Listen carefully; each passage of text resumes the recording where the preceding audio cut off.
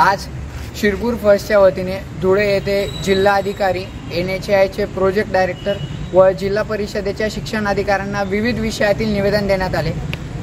शिरपूरच्या पुढे तापी नदीजवळ असलेल्या पुलाची दुरवस्था झालेली आहे, त्याचं वेळेवर मेंटेनन्स होत नाही।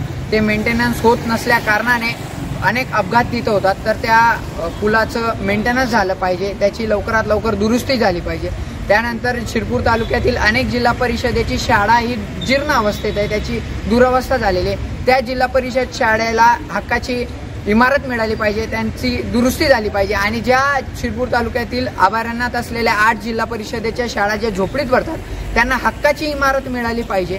अशा विविध विषयांचे निवेदन जिल्हा परिषदेचे शिक्षणाधिकारी, धुळे जिल्ह्याचे माननीय जिल्हाधिकारी आणि भारतीय राष्ट्रीय राजमार्ग प्राधिकरणाच्या प्रोजेक्ट डायरेक्टर यांना